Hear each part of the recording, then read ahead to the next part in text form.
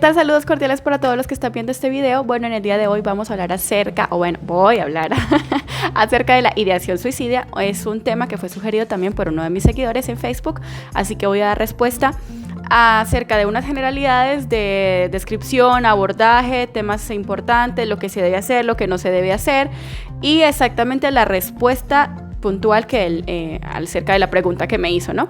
Así que bueno, no se olviden seguirme en todas mis redes sociales como PS Angélica Arismendi, en TikTok, en Instagram, en Facebook, en fanpage y por supuesto en este canal. Suscríbanse, activen la campanita de notificaciones para avisarles cuando subo video y bueno, comenten, compartan, likes y todo eso. Así que bueno, comencemos.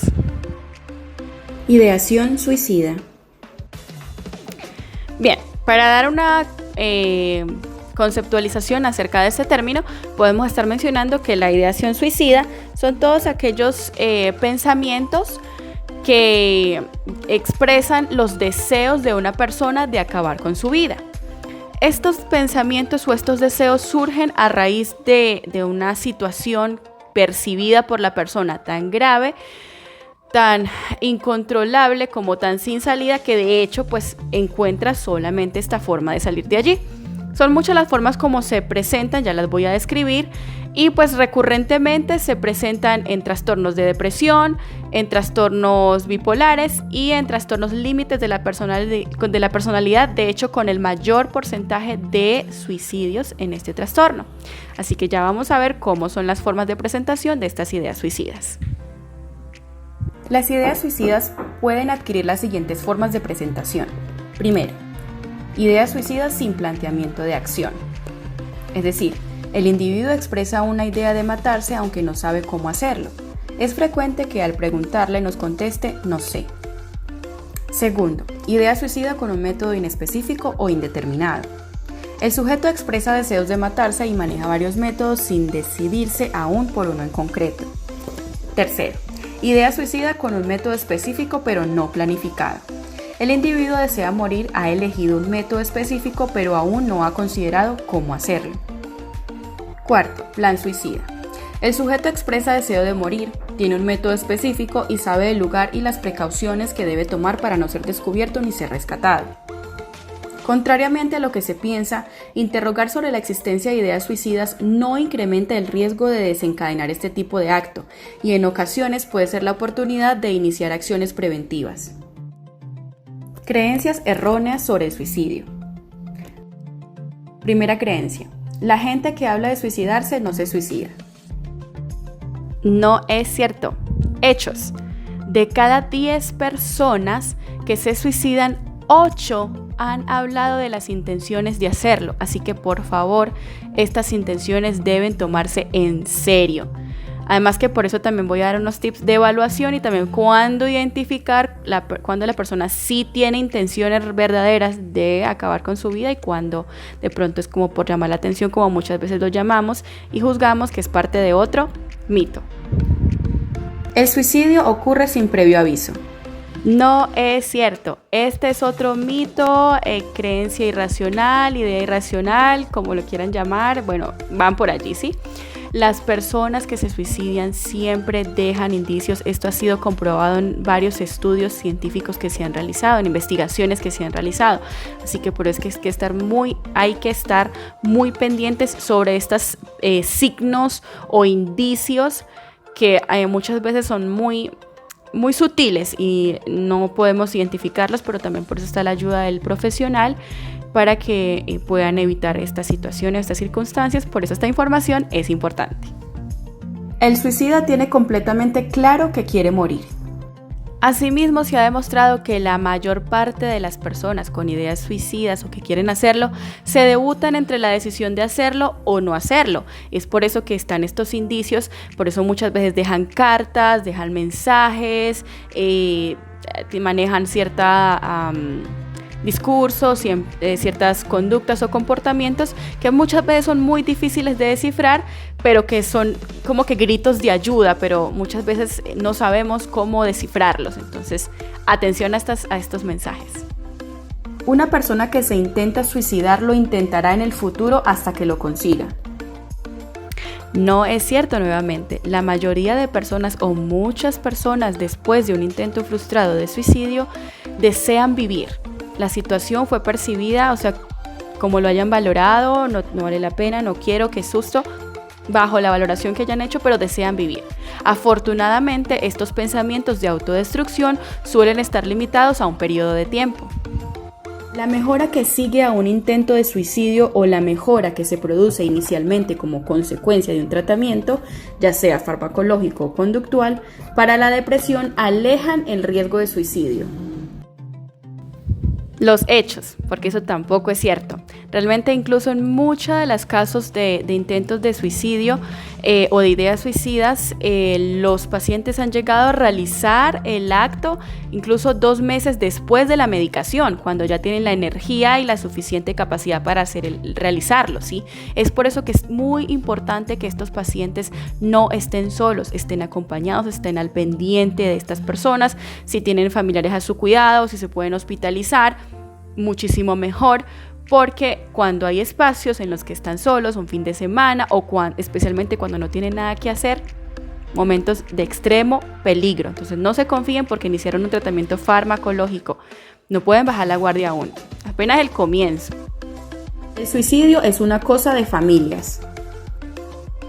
Tampoco es cierto. Las ideas suicidas no están determinadas genéticamente, es un problema individual que sí se puede prevenir. Por eso hay que estar atentos a todas las señales y aprender a identificarlas, lo más importante. Todos los suicidas son enfermos mentales y el suicidio es un acto de personas psicóticas. Realmente tampoco es así. Se han revisado cientos de cartas suicidas y el factor común aquí es un sufrimiento y es una vida desgraciada, por así decirlo, una desesperación extrema por algún problema personal, por una enfermedad, por un dolor, por circunstancias vitales, pero no necesariamente un enfermo mental. Están en una tristeza extrema, están en una situación de agobio y de desesperación, más no necesariamente una enfermedad mental. Precauciones del terapeuta frente a la ideación suicida. Lo que el terapeuta no debe hacer al entrevistar a un paciente con ideación suicida. Ahora vamos con las precauciones. 5 cosas que no se deben hacer por nada del mundo.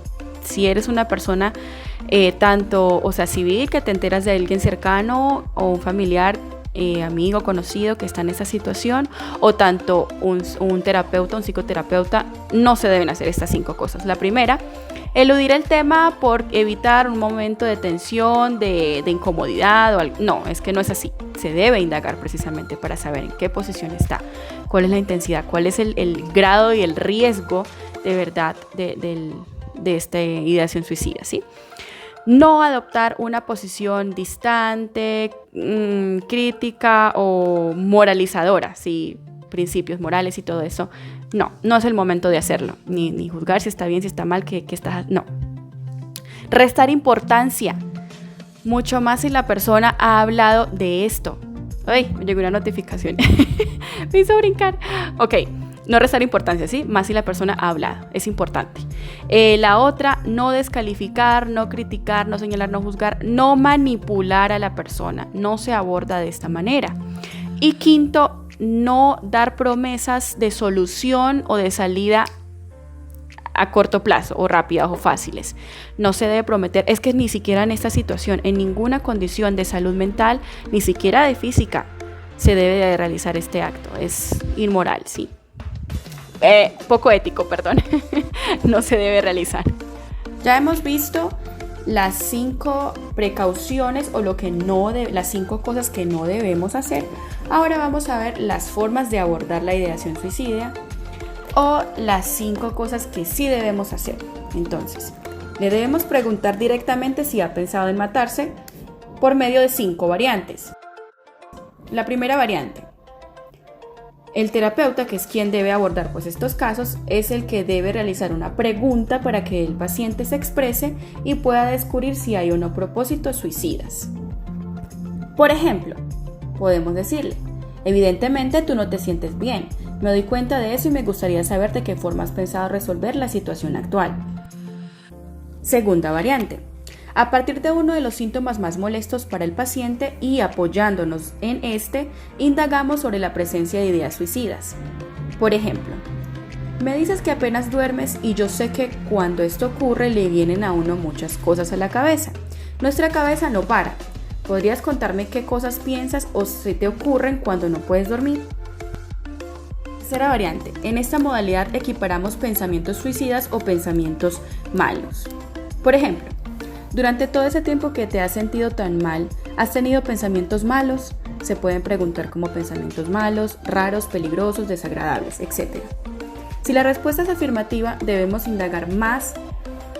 Y si son temores infundados o miedos a enfermedades o a recibir una mala noticia, entonces podemos preguntar, ¿puedes hablarme de ellos? ¿Te parece bien compartirlos conmigo?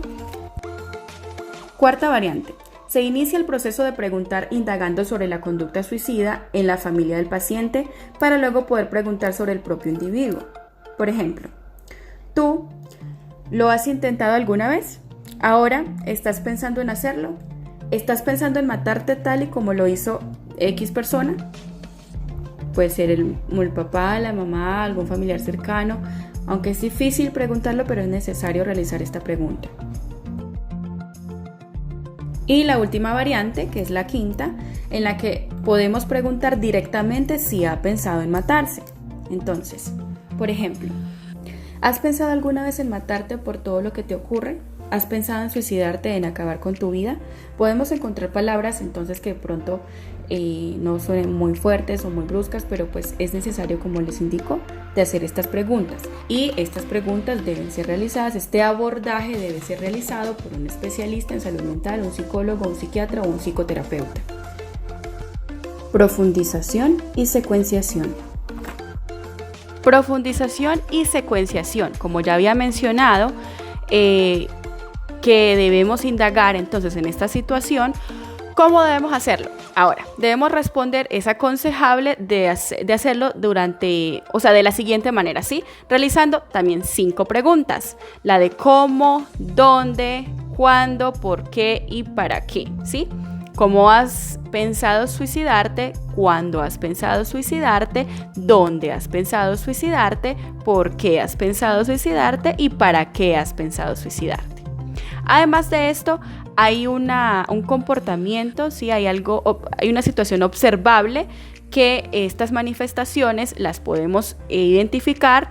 O sea, todo este lenguaje no verbal que acompaña la ideación suicida se puede identificar o las podemos sospechar de la siguiente manera.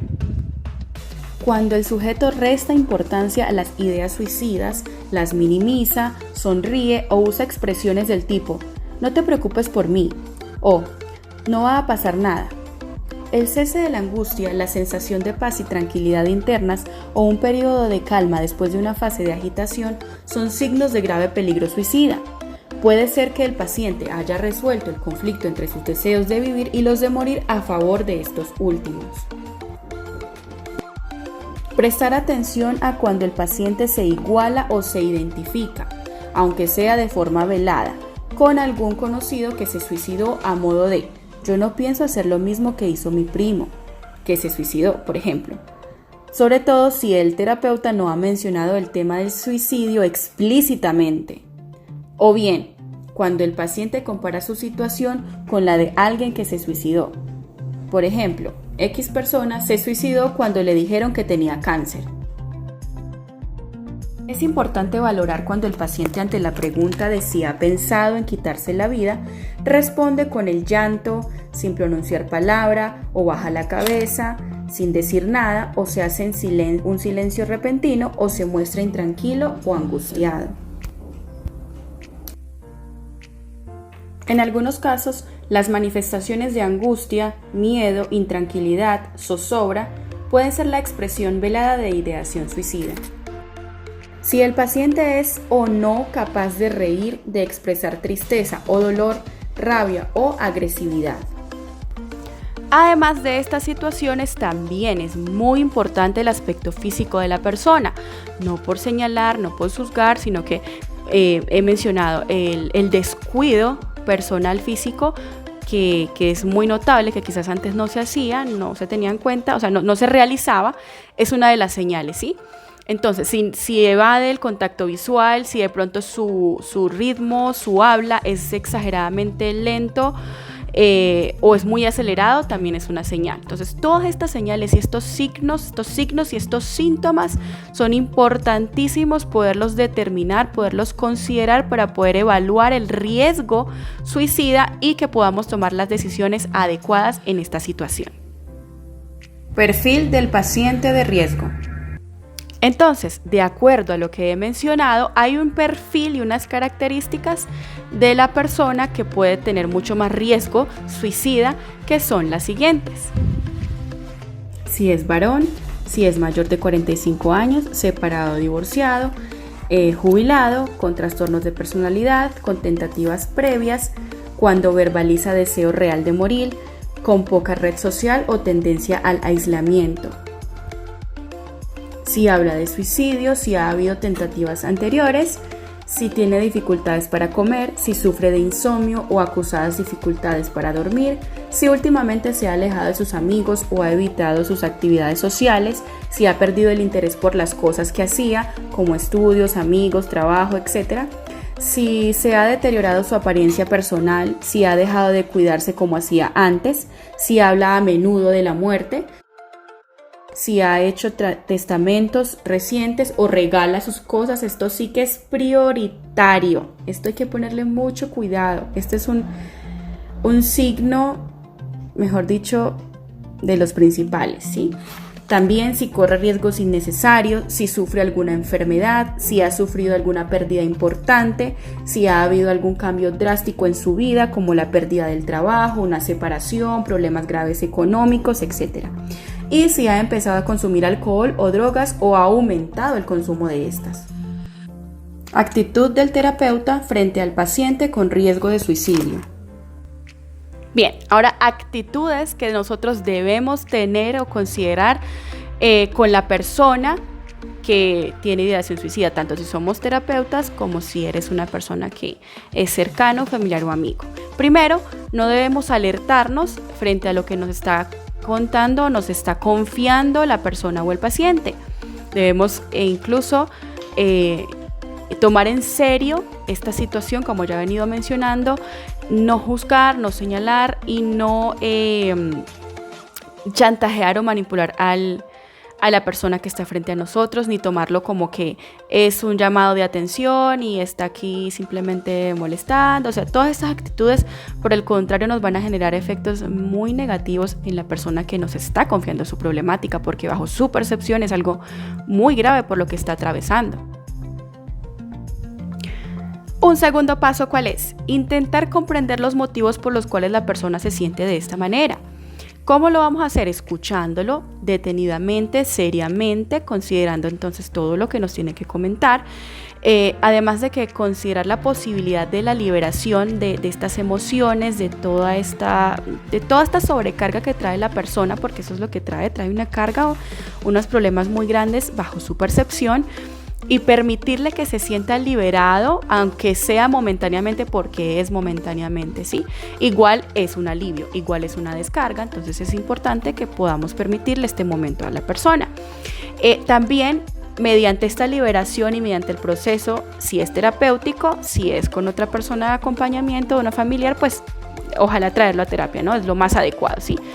Y si estamos en el espacio terapéutico, pues permitirle que también la persona tanto se sumerja en el proceso, que pueda poco a poco por su cuenta proponer posibilidades de soluciones. Si la persona está realmente muy bloqueada y está en una incapacidad, pues obviamente es el terapeuta el que le tiene que facilitar estas opciones, pero pues la idea es que sean posibles, que sean realistas y que le permita entonces de alguna manera salir de esta problemática que tiene la persona, para que también se reduzcan, o sea, mediante la liberación que acabo de mencionar y mediante la posibilidad de soluciones, se reduzca entonces toda esta sintomatología y todos estos pensamientos de autodestrucción. Por tanto, nuestra actitud no debe de ser ni de jueces, ni tampoco de responsabilizarnos extremadamente de la vida del paciente. porque ambos son extremos y ya saben que los extremos son malos, nos traen igual desequilibrio. Por este motivo es importante dejar allí la idea de querer minimizar los problemas de la persona que está atravesando esta situación, porque lo que para mí o para el resto del mundo es algo trivial, para la persona es, imagínense, una posibilidad de salida o de escape a esos problemas. O sea, es tan grande que ha llegado hasta estos alcances de pensar así. Entonces, realmente el hecho de querer desdramatizar para quitarle importancia a esto, no, cero. Porque le estamos dando entonces a entender a la persona que no importa, que sus problemas realmente son triviales, que no le comprendemos y es totalmente antiterapéutico, ¿sí? Entonces la idea también de hacerle entender o de quererle ver lo maravilloso que es el mundo, lo increíble que es vivir, tampoco trae buenos efectos. Porque ¿qué le estamos queriendo dar a entender a la persona? Que es un inútil, que está incapacitado para ver lo maravilloso, el beneficio que tiene de vivir, o sea, la vida, que es un inútil, que es ineficiente, etcétera, etcétera, situaciones o sentimientos que realmente van a empeorar la situación. Entonces, esa no es una forma de abordar esta problemática. Además que sí, a veces hay motivos reales para que la persona se sienta en esta posición o en esta situación.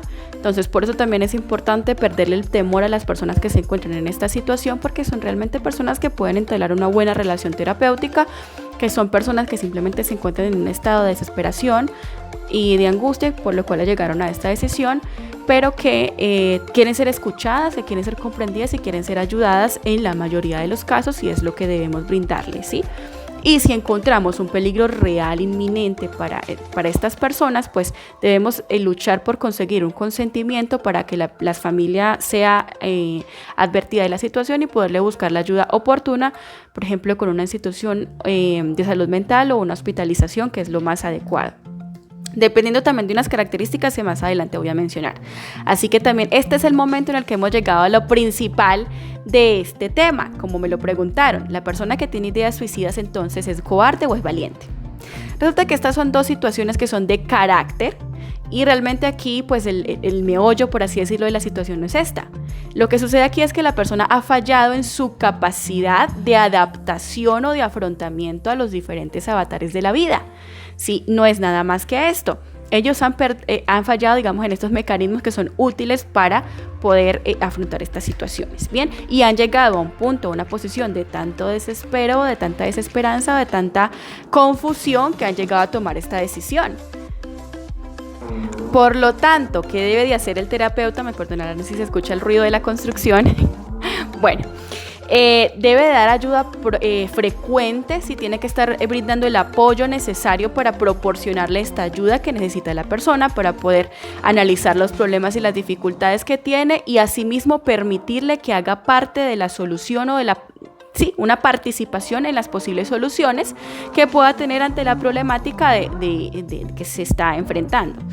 Así también permitirle la posibilidad a los amigos, familiares o compañeros del trabajo que también hagan partes de este proceso. Es muy importante la red de apoyo, como lo he venido mencionando, para que también pueda disminuir estos sentimientos que son de recurrente soledad y pues obviamente de autodestrucción con estas ideaciones suicidas, para ayudarle con el proceso. Además que el terapeuta debe también estar disponible y ser muy objetivo con este tipo de personas que están en esta situación grave para ellas, que muchas veces, como dije, es real, motivos reales. Entonces, otro de los objetivos que el terapeuta debe marcarse es comprender cómo se siente la persona, porque ellos se sienten terriblemente solos. Esa es una de las características de ellos, sin que nadie está interesado en ellos, ni en escucharlos, ni en comprenderlos, ni en estar ahí. Por eso ellos se sumen en un aislamiento que es el que les permite incluso tener esta ideación suicida. Ellos además consideran que la vida pues no tiene sentido, que las personas que están a su alrededor estarían muchísimo mejor si ellos no existieran, y también tienen como que la percepción de que todo lo que ellos quieren hacer no les sale, no les ha salido ni les saldrá bien. Y pues principalmente también que sus dificultades no tienen solución. Los objetivos básicos de un psicoterapeuta son conocer y comprender el problema del paciente, evitar minimizar la gravedad de la situación, dar apoyo y mostrarse disponible para eliminar el peligro de tentativa o nueva tentativa.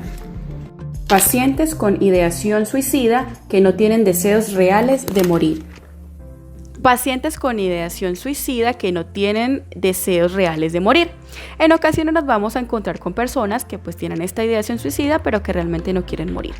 Es por eso que, bueno, ya lo estaba mencionando y entonces por este motivo voy a enlistar un número de situaciones en las que esto puede estar sucediendo y cuál sería la posibilidad de abordaje para cada una de ellas. Primero, pacientes que utilizan la tentativa suicida para evitar una situación de conflicto. Dentro de las situaciones de conflicto podemos considerar como eventos vitales una situación de divorcio, pérdida de trabajo, una situación de crisis económica o la muerte de una persona que se quiere mucho, entre otras situaciones. En estas ocasiones el terapeuta debe llevar a cabo un acompañamiento oportuno y debe brindar apoyo emocional para facilitar que el paciente recupere esta normalidad y afronte la situación de estrés que pueda estar viviendo. Pacientes que viven una pérdida y posteriormente un duelo complicado. En este caso se acompañará al paciente para facilitarle el proceso de duelo. Pacientes que utilizan el suicidio como forma para agredir a sus familiares. El paciente tiene una relación conflictiva que no ha sido capaz de resolver, por ejemplo. Entonces comúnmente realiza una responsabilidad, o sea, responsabiliza a los familiares o a sus allegados de este malestar que está sintiendo y utiliza entonces el intento de suicidio como alarma y llamada de atención. El terapeuta debe entonces acompañar a este paciente en la resolución del conflicto y facilitarle recursos de solución saludables. Cuarto, pacientes ante un diagnóstico de enfermedad crónica o ante el dolor. Un paciente que anticipa y teme los síntomas que se derivarán de esta enfermedad puede dañarse o puede intentar quitarse la vida como formas de evitar este dolor o este sufrimiento. En estos casos, el terapeuta debe acompañar al paciente en el proceso de aceptación y afrontamiento del dolor o la enfermedad. Daños autoinfligidos. Daños autoinfligidos. Bien, los efectos que resultan de una autoagresión que no tiene finalidad en la muerte reciben el nombre de daños autoinfligidos. Entonces, estos daños autoinfligidos tienen unos significados para la vida de la persona que es importante que revisemos aquí para que podamos gestionarlos adecuadamente. Bien, en una primera circunstancia las personas se pueden autoinfligir daño para evitar un dolor físico. Es muy recurrente cuando sufren de una enfermedad muy dolorosa, muy grave. Entonces la persona teme al dolor que inminentemente se viene y se defienden de esta manera, infligiéndose daño. No necesariamente tienen que sentir el dolor en estos momentos. Hay otro motivo por el cual pueden utilizar también el suicidio, la idea de suicidio, para lastimar o agredir a las personas cercanas o a los familiares. Entonces, en estas circunstancias es importante utilizar el significado de la agresividad. Podemos hacerle ver que la agresividad no es mala, sino el mal uso de ella, o sea, es lo inadecuado.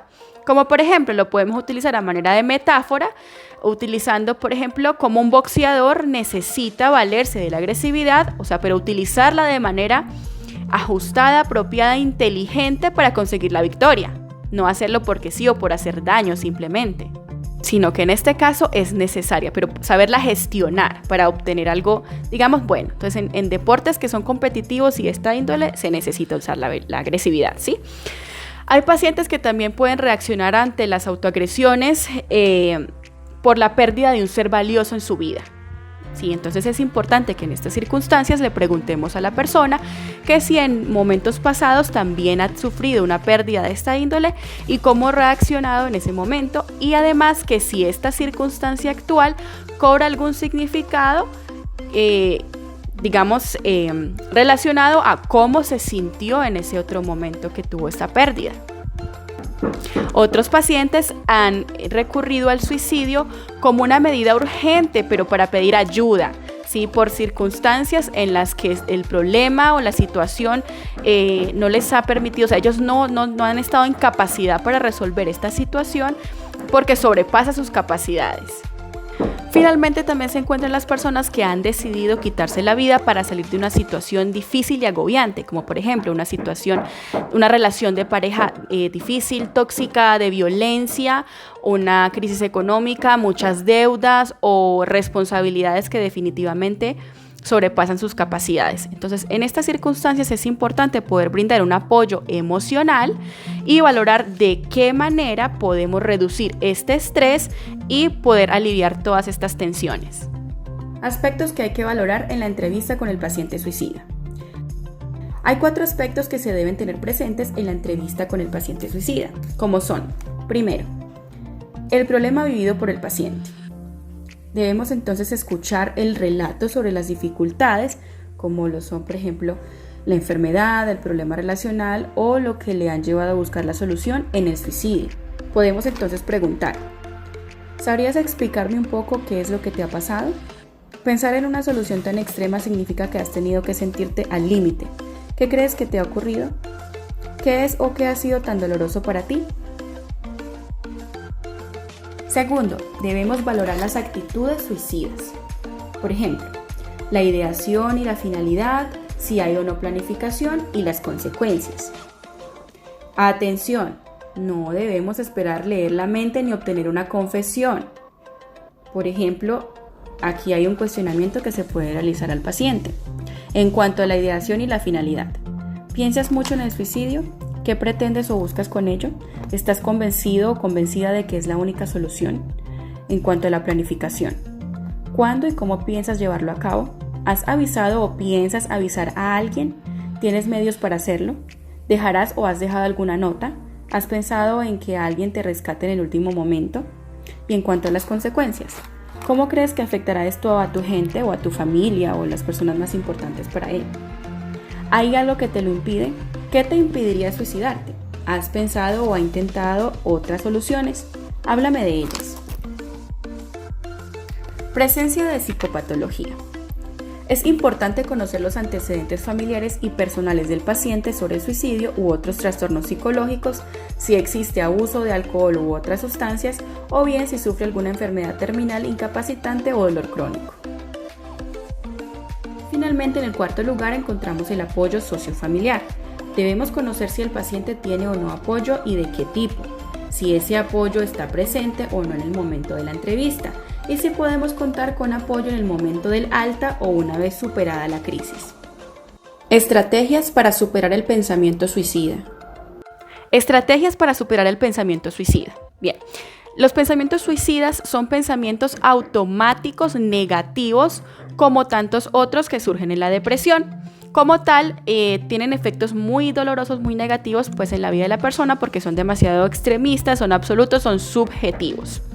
El pensamiento suicida entonces como parte de la depresión es un indicador fiable de la intensidad de ese trastorno y de la posición de la persona, que este surge a raíz de un análisis sesgado y distorsionado de la realidad de la persona.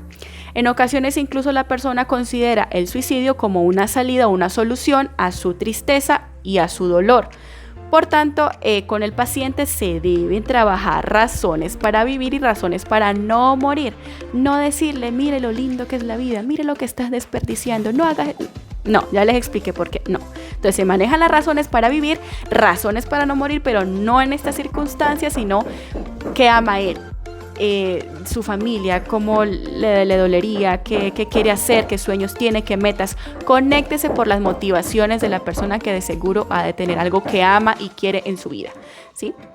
Entonces, también hay que disminuir las posibilidades o las oportunidades que tenga para una nueva tentativa a llevar a cabo este acto de suicidio. Es normal y es obvio que las personas en estas circunstancias encuentren muchísimas más razones para morir, así sean poco realistas y estén sesgadas. Lo que importa es que el terapeuta trate de brindar una balanza entre estas razones, los pensamientos que tienen suicidas y los pensamientos más adaptativos.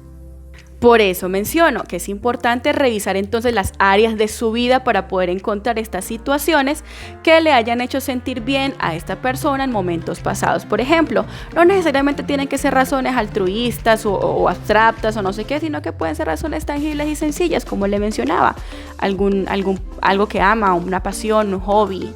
Escuchar música, hacer un buen trabajo, la confianza con los compañeros, volver a conectar con ellos, tomar una decisión. Dentro de las razones para no morir se pueden incluir entonces, como le había mencionado, preguntarle si en la ausencia de si él faltara, pues a quién de su entorno le puede hacer daño, le puede provocar un dolor con esta decisión. Y podemos preguntarle muy sutilmente y buscar la forma de que él reflexione, ¿sí? Como por ejemplo, ¿crees que tu muerte afectaría a tu entorno? ¿Y cómo crees que reaccionarían? Y entonces, ¿qué implica esto? ¿Qué sucederá entonces? Son preguntas que pueden estar ayudando al paciente por el significado que él le atribuye a estos sucesos. O sea, mejor dicho, estas preguntas son importantes realizarlas para que por medio de ellas él pueda examinar el significado que le puede estar atribuyendo a estos sucesos. Ya. Y así como mencionaba, el terapeuta entonces debe de buscar la manera, las estrategias para eliminar todas las medidas de riesgo para que pueda tener una nueva tentativa de suicidio, ¿sí? De intento de suicidio. Como por ejemplo, que la familia tenga un acompañamiento con él, que tenga acceso a su tratamiento, a su terapia como se debe, que no esté solo, especialmente en los momentos más críticos. Asesoramiento de los familiares del paciente. Asesoramiento para la familia de los pacientes. Este es muy importante, por eso como mencionaba, es importante que nosotros podamos conseguir el consentimiento del paciente para poder informar a los familiares. Bien, dentro del asesoramiento de las familias es importante mencionar que más o menos alrededor de 7 a 10 años nosotros entramos en conciencia del significado de la muerte, de que tenemos una idea de muerte, ¿sí? De que nacemos, vivimos y tenemos que morir en algún momento. Pero la causa y que debemos aceptarlo, pero la causa más estigmatizada de muerte es el suicidio. Por eso cuando nosotros estemos hablando o estemos asesorando a la familia, debemos tener un objetivo, algo muy presente, que es poder explicar y poder describir a fondo qué es lo que le ocurre a esta persona o al paciente y cuál es el grado de gravedad al que nos estamos enfrentando. Dentro de lo que podemos estar solicitando a la familia, si el paciente no es hospitalizado, primero es que pueda ser vigilado, cuidado, que estén al pendiente de él. Segundo, de que para algunos de los familiares se les resulta increíble la tentativa de suicidio, es decir, entran en negación, dice esto no puede ser, probablemente no es tan grave y pronto vamos a volver a la normalidad. Hay que explicar también todo ello. También ayudarles a darle sentido de la realidad y de la problemática que está atravesando la persona, porque para los familiares también suele ser un poco difícil, por lo que les mencionaba, para lo que el paciente es algo muy grave, para las otras personas probablemente no lo sea tanto y se está ahogando en un vaso con agua. Por lo que también, por este motivo, muchas veces proponen soluciones un poco banales o triviales con la mejor de las intenciones. Lógicamente, la familia pues en su dolor y en su amor también pueden estar pensando de que realmente puede volver muy pronto a la normalidad, lo pueden incluso estar presionando a que vuelva a su vida normal y eso también le puede generar al paciente un sentimiento de incomprensión y de que no entienden el grado de sufrimiento por el que está atravesando. Y finalmente, el quinto, nosotros como terapeutas tenemos que mostrar toda nuestra disponibilidad y apoyo. ¿Cuándo no sería necesario ingresar al paciente? Bajo las siguientes condiciones. Cuando no hay ideación autolítica y si hay capacidad de autocrítica, es decir, hay culpa o remordimiento. Cuando hay soporte familiar, la familia se puede responsabilizar del tratamiento y del seguimiento. Cuando el paciente ha hecho una tentativa con un método no letal. Cuando el intento es impulsivo, como consecuencia de un conflicto laboral o familiar que el paciente ve como irresoluble en ese momento. Cuando la intencionalidad es más de querer descansar o acabar con los problemas y no tanto de morir. Cuando el paciente hace la tentativa en un entorno familiar con gente o avisando para ser rescatado. Factores de protección. son firmes creencias religiosas, si tiene capacidad de buscar ayuda, si tiene buena capacidad de comunicación, si existe una relación terapéutica positiva, existencia de personas a su cargo, presencia de apoyo social, si existen buenos vínculos familiares, no querer hacer daño a las personas queridas. Es necesario el ingreso del paciente bajo estas condiciones.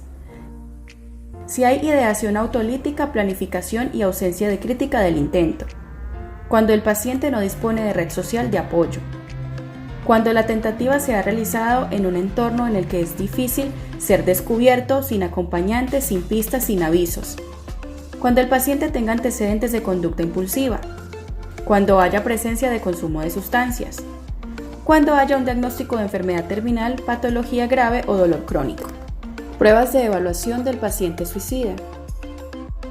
Bien, finalmente, dentro de las pruebas de evaluación del paciente suicida se encuentran, además de la entrevista, podemos encontrar varios instrumentos de evaluación como cuestionarios, test y todas estas herramientas de las cuales nos podemos valer nosotros los terapeutas, las cuales no están al alcance de una persona, un amigo, un familiar. Por tanto, se ve la importancia de que vengan a consulta, de que vengan a evaluación, de que brinden por favor todo su apoyo. Ya lo he mencionado también cuáles son los factores de protección para estas personas.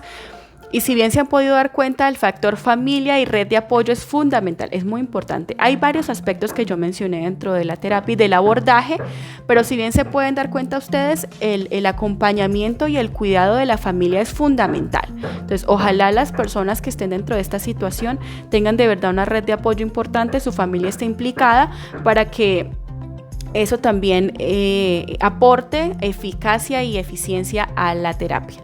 Bien, espero haber podido responder también esta pregunta y haber adicionado información muy importante que a muchas personas también les puede estar sirviendo. Así que si usted se encuentra en una situación de esta o conoce a alguien que se encuentra en esta situación, por favor trate de ayudarle o de pedir ayuda o de que busque ayuda. Hay muchas situaciones y muchas circunstancias, me han contado, de hecho ahorita que me acuerdo, casos de personas que lamentablemente sí se han notado estos signos y que la persona la ha llevado a preguntarse y que quizás no hizo mucho o hizo y no lo suficiente y la persona lo realizó y que hace sin sabor y esa culpabilidad porque pude haber hecho más, porque no me di cuenta, porque si yo vi, si tal cosa. Y entonces sí, queda esta culpabilidad, aparte de que están lidiando también con el proceso de duelo, con la falta de esta persona. Es bastante difícil cuando la persona muere en estas circunstancias, cuando se realiza y más cuando nos damos cuenta de que la persona sí estaba pidiendo a gritos ayuda, pero no lo estaba diciendo explícitamente. Esas son las circunstancias en las que nos encontramos, que muchas veces la persona pide a gritos ayuda a su manera y no sabemos leerla. Entonces, espero que este tema les sirva muchísimo y que si tienen más preguntas puedan realizarlas, que para eso estamos aquí. Así que saludos cordiales, nos vemos en el próximo video. No se olviden seguirme en todas mis redes sociales y en este canal. Así que, chao. Además de la entrevista, podemos hacer uso de los siguientes instrumentos para la evaluación. Primero, inventario de razones para vivir. Este inventario permite evaluar un riesgo suicida alto o bajo en función de las respuestas a estos dominios: creencia en la vida y capacidad de afrontamiento, miedo a la muerte y a la desaprobación social, responsabilidad con la familia, preocupación por los hijos, percepción de incapacidad para suicidio y objeciones morales. Escala de riesgo suicida de Plutchik. Este inventario discrimina a los pacientes psiquiátricos con ideas de autolesión de los que no, con el fin de detectar personalidad que puede tender al suicidio o no. Escala de impulsividad de Plutchik. Se puede considerar que existe un impulso agresivo que acompaña las conductas suicidas y que incrementa el riesgo de violencia. Esta escala fue creada para evaluar la impulsividad. Escala de acontecimientos vitales de Holmes-Rehy. Esta escala consiste en una relación de 43 acontecimientos vitales a los que se otorga una puntuación del 0 a 100 en función de lo estresantes que son para la persona que los experimenta. Escala de intencionalidad suicida de Beck. Es una escala que se recomienda aplicar cuando ya ha habido una tentativa de suicidio y su objetivo es evaluar características de esta tentativa suicidia. Suicida, circunstancias en que se produjo actitud ante la vida y la muerte, pensamientos y conductas alrededor del episodio suicida, consumo de alcohol y otras circunstancias relacionadas. Inventario de depresión de Beck. Es un autoinforme compuesto de 21 ítems de tipo Likert. Existen numerosas revisiones de este test que se basa en la primera propuesta de Beck y que nos dan gran imprecisión y certeza acerca de la gravedad de la depresión. Escala SAD-Parsons. Para ingresos, la escala SAD-Parsons es un instrumento muy útil para valorar la severidad de la depresión, el riesgo de cometer suicidio y la necesidad del ingreso hospitalario. Gracias por ver este video. Recuerda que esta información no es terapéutica, es meramente informativa y les puede servir para identificar algunas señales que puedan estar sucediendo y que tal vez no seamos conscientes de ellas por amigos, familiares o cualquier persona que nos pueda ayudar a dar señal de alarma acerca de ellos. Recuerda que es importante asistir a buscar ayuda terapéutica por un especialista en salud mental, como les he venido mencionando, un psiquiatra, un psicólogo o un psicoterapeuta.